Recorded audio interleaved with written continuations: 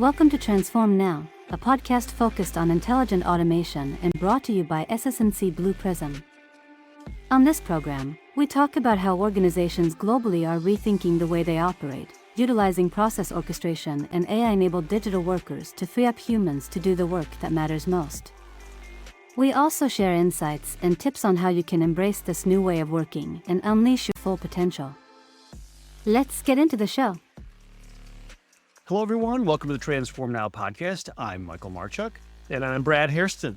And this is our weekly pulse check on automation and AI news. And of course, as you know, we'll do 3 articles today, and each one of those articles will be linked in the show notes in case you want to go back and check our work. All right. So, Brad, we've got 3 interesting ones today. And start off with one from Time. Time Magazine has their website, one of their articles is called "The AI Revolution is Coming for Your Non-Union Job." And I thought it was pretty interesting, but the way they brought this up and they started talking about it was relating to the election cycle, which was interesting, indicating that whoever takes the presidency here in the United States will likely have an impact by generative AI during their presidency. So tell me what you thought of the way they presented this article and sort of the weird take on the information they provided.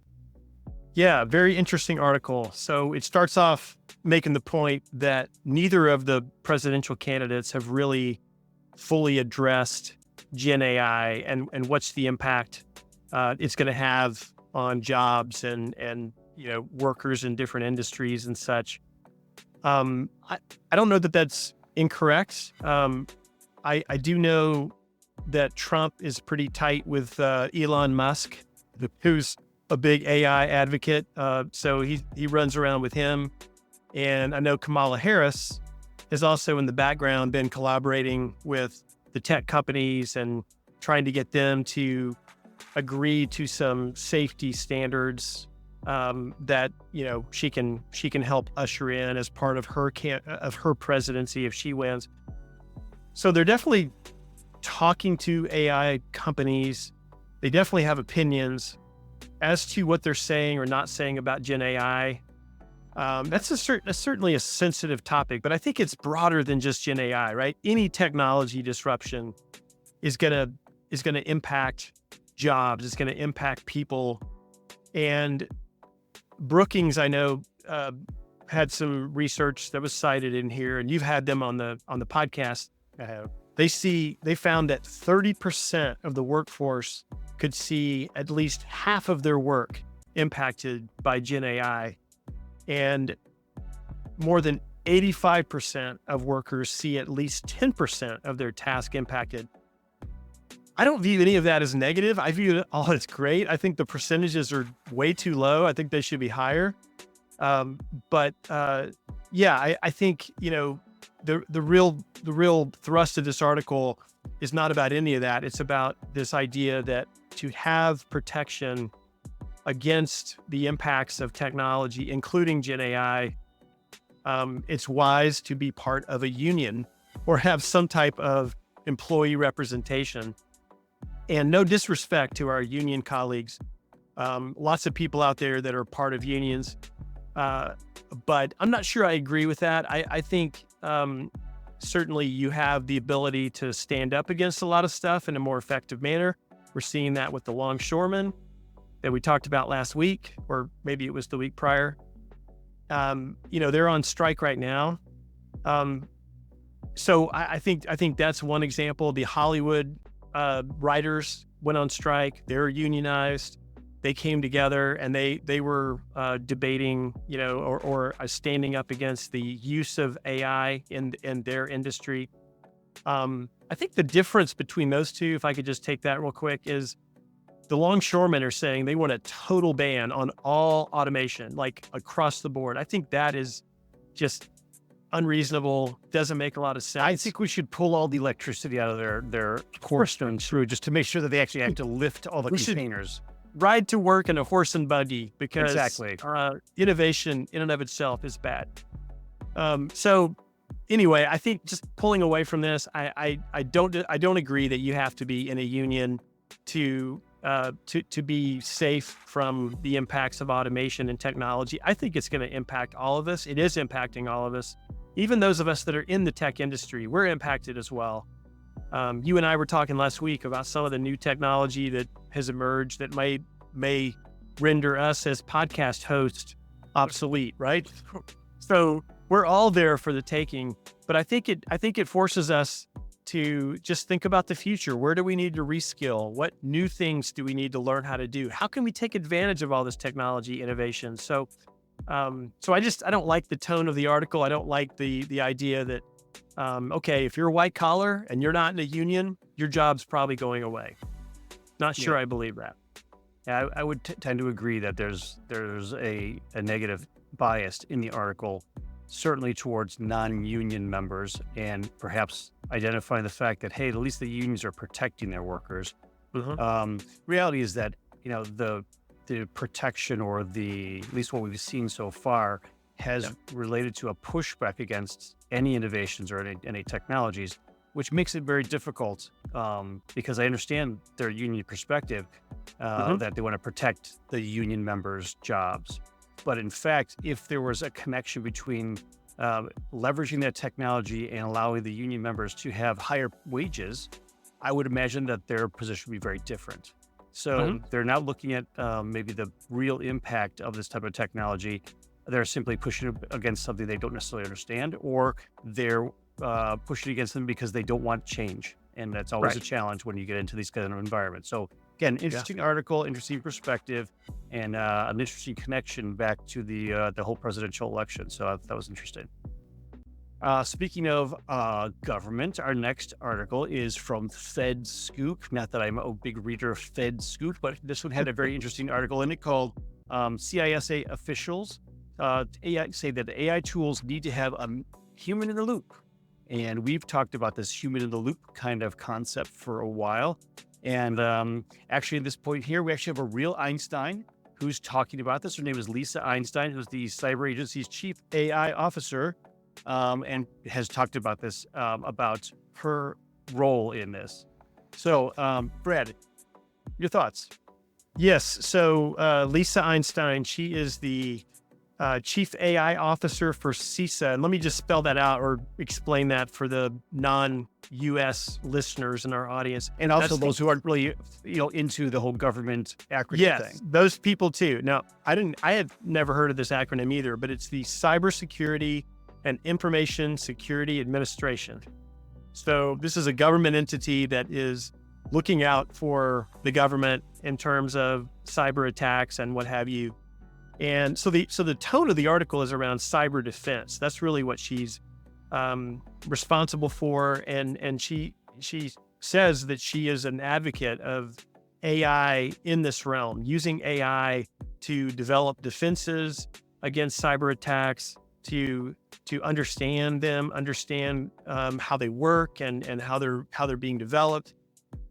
All that being said, her biggest warning, which leads to the human in the loop, is that AI-generated code is not perfect. You really do need a human in the loop aspect. You need humans to review it. That's the only way you can protect against code that has some type of hole in it that allows a cyber attack to happen. So we as a company have seen this ad nauseum with regard to Gen AI. So any of our customers that are using process orchestration or process automation or both, and they're starting to integrate Gen AI in those processes that are governed or automated, they have found that human in the loop is a very, very important aspect of that. It doesn't mean you have to human inspect every single thing out of a Gen AI process, but there are many cases when it makes sense. So I totally agree with her. I think she's preaching to the choir, so to speak. We agree with what she's saying. Probably the best part of the article, honestly, Michael, was at the very end. It has a quote from her. She says, "Just because you have an AI hammer doesn't mean that everything's a nail," right? Exactly. We definitely agree with that too. We say all the time to our customers, just because you can automate everything, which you pretty much can now, doesn't mean you should automate it. You still need to pick the the right processes, the right departments, focus on the things that are going to contribute to your corporate strategy. So I agree with her on all those points, and I think she's a great advocate for human in the loop. So we'll take it. Yes, I totally agree. And, it reminds you of the historical aspects of these things back in sort of some of the military operations that were back in the day, where perhaps the machines identified something that actually wasn't there, and Right. only because there was a human involved to be able to stop an automatic reaction. This is kind of a good way to look at it too. That depending on the scope of the automation and its responses, there could be something that could be very, innocuous that could be automated. And if there's an error in it, it may not necessarily make that much of a difference. But then there's other things where, hey, we're setting out financial information or finances. We want to make sure that after we get past a few zeros on those dollar amounts, that we really understand, in fact, that these are accurate to ensure that we're not causing issues with it. So it really does. It's a risk associated kind of evaluation that we all want to do. And so the bigger the risk, the better the likelihood that you're going to want to have a human reviewing something before it just gets automatically automated, right? Yeah, certainly anywhere Gen AI is writing emails or communicating with your top customers, your priority customers, another good use case for human in the loop. To take a look at what they've written. Most of the time it's going to be fine, but there may be certain situations where you want to change the language a little bit or make it a little bit more personal. But yeah, it always a good idea to consider where that can play a role. Absolutely. So our final article comes from the i6sigma.com website, talking about continuous improvement. So this is the article called "What Continuous Improvement Programs Should Consider as Organizations Embrace AI." So they kind of go through the whole concept of just generic AI, but the reality is a lot of time within this article, they're talking about generative AI as I consider it. As you know, there's a slight difference between them. We're not going to go over right now, but there is a difference between traditional AI and generative AI. But their ideas behind it sound like a lot like stuff we've been working on for our enterprise operating model. So I'll let you, give me an idea what you think about this article and maybe what connections you might see. Yeah, another publication that you'll probably never, run into me, reading it. Not a Lean Six Sigma, nor do I ever plan to be. I think it had its day, but it's a little bit of a dated methodology and practice. I'm making a lot of people mad right now by saying that all the black belts now are going to come and get you. They're coming. They're going to come find me. They're going to track me down. But the article makes 4 really good points, and I agree with every one of them. So I'll just go through these. So the first one is AI-driven initiatives should align to strategic priorities. I mean, that's pretty basic, but we talk about that all the time. I mean, you can do a lot of great things with AI, and a lot of AI projects or pilots or POCs crop up all the time. But if you lose the connection or don't have a simple way to justify or rationalize how that relates to something that is of strategic importance to the company, then you're in dangerous territory. That means you're probably going to create something that is not going to really go all the way to bright, or it's not going to get funded, or it's not going to get the support it needs. So I 100% agree with that. Always, not just with AI, but any major program or initiative or big bet initiative, as my friend John Rossman talks about. Anytime you have those, they need to 100% align to strategic priorities. The second point they make is that employees need to be upskilled and reassured that AI will augment, not replace their roles. This relates to the article we just talked about, right? So, exactly.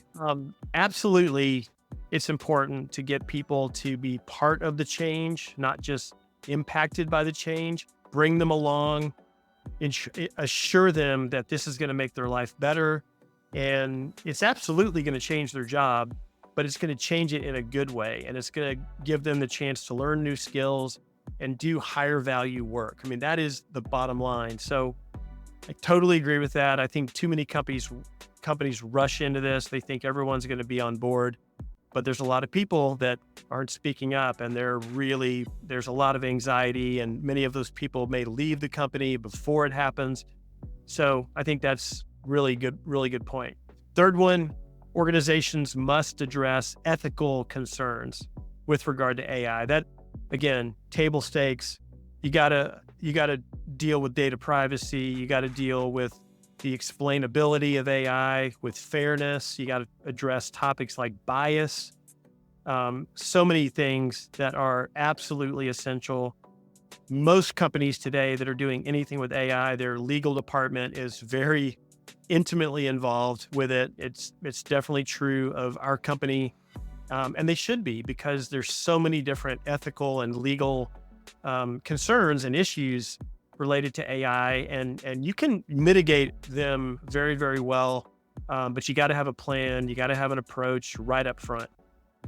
And then the final point from the article: continuous improvement programs must prioritize accurate data management and regular AI model monitoring, ensuring that AI systems learn from new data, adapt to changes, and provide reliable real-time insights. That's a mouthful, but I think what they're saying, which I agree with, you gotta care and feed for your AI models. They're not one and done.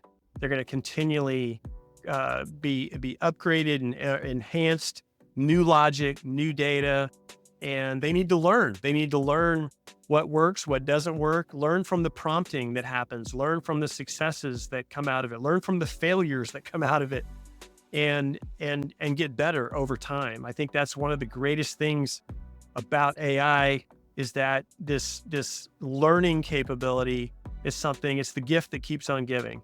So it's going to get better. It's going to get better over time as it gets more data points and it learns more, and especially as companies embed their own data and bring that into the picture.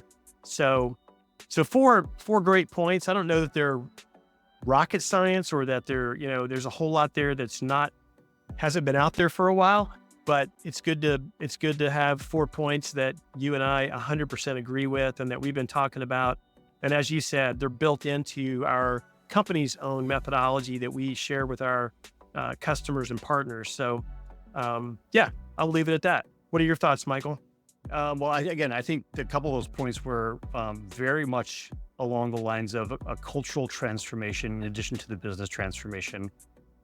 Communications is key when it comes to these kinds of changes, because we're not simply, switching chairs around in the office for this stuff to happen. This is actually a true business transformation using technology. So we're doing digital transformation that is truly impacting the business. Within that, if you're not communicating and involving your folks that are going to be impacted, you're going to see the pushback. When they start to see perhaps the outcomes that will be beneficial for their own roles and their own career paths, there could be a whole lot of different story about how they look at the program going forward. So again, communicating where you're going about is just absolutely critical. And I think that's something they brought into account for these points. So I'm glad you brought those up. Very good. Well, that was our third article for today. We appreciate you guys joining us for our Pulse Check this week. And as you know, each week we do have new guests on that are not Brad and Mike, although we are talking to all of them, that help bring some other perspectives to help you with your digital transformation and business transformation programs. So if you haven't already done it, please subscribe so you get access to all this stuff as soon as we release it. We really appreciate it, and we will see you all next week. Thank you for listening to Transform Now, the podcast from SS&C Blue Prism. You can find all of our episodes on your favorite podcast channel, as well as YouTube. To stay on top of the hottest topics in the world of intelligent automation, subscribe now. The future of work is here.